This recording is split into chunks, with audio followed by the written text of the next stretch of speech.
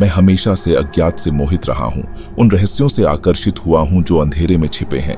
लेकिन मुझे नहीं पता था कि मेरी जिज्ञासा मुझे मेरे जीवन के सबसे डरावने अनुभव की ओर ले जाएगी। यह एक उदास शरद ऋतु की दोपहर थी जब मैं एक जीर्ण शीर्ण घर पर ठोकर खाई, जो हमेशा से स्थानीय किंवदंतियों का विषय रहा था। लोग इस घर के बारे में अजीब अजीब बातें कहते थे, जैसे कि यह शापित है, यहाँ से अचानक लोग गायब हो जाते हैं और यहाँ भूतों का साया रहता है। मैं इन बातों को सुनकर भी इस घर को देखने के लिए लालायित था। जैसे ही मैंने इस घर में कदम रखा, मुझे एक अजीब ठंडक महसूस होने लगी। मकड़ी के जाले दीवारों पर लगे हुए थे और हवा में सड़ांध की गंध थी। मेरे कदम खाली हॉल में गूंज रहे थे, जिससे मेरी रीढ़ की हड्डी में सिहरन हो रही थी। मैं घर के अंदर आगे बढ़ता जा रहा था जब मेरी नजर एक अजीब आकृति पर पड़ी। यह आकृति एक कोने से दूसरे कोने की ओर भाग रही थी। मेरा दिल जोर जोर से धड़कने लगा। मैंने कांपते हाथों से अपनी टॉर्च जलाई और उस आकृति का पीछा करने लगा।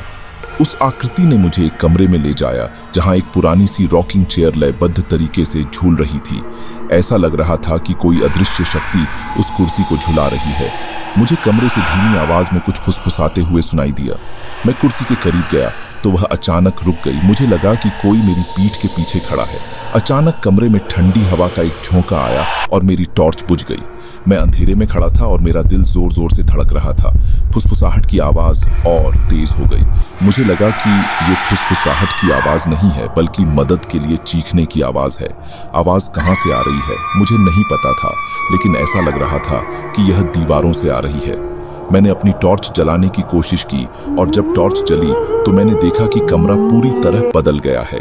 दीवारें खून से लटपट थीं, जैसे कि उन्होंने अनगिनत लोगों के दुख को अवशोषित कर लिया हो। मुझे लगा कि कोई मुझे घूर रहा है। मैंने देखा कि दीवारों पर लोगों के चेहरे बने हुए हैं जो दर्द में चिल्ला रहे हैं। मैं उस कमरे से बाहर भागने लगा, लेकिन दरवाजा बंद हो गया। मैं दरवाजे पर जोर जोर से मारने लगा और मदद के लिए चिल्लाने लगा, लेकिन कोई भी मेरी मदद करने नहीं आया। मैं उस कमरे में फंसा हुआ था। मुझे पता नहीं था कि मैं वहां कब तक रहा। उस कमरे में भूतों ने मुझे ऐसे ऐसे भयानक दृश्य दिखाए जिनसे मेरी रूह कांप गई। ऐसा लग रहा था कि मैं एक बुरे सपने में फंस गया हूं और मैं उससे जाग नहीं सकता हूं। मैं एक ऐसे घर में फंसा था जो लोगों के डर से पनपता था, एक ऐसी जगह जहां वास्तविकता और सपना एक साथ मिल जाते थे। उस घर में पुरानी चीजों की गूंज और मरी हुई आत्माओं की चीखें मुझे हमेशा परेशान करती रहेंगी।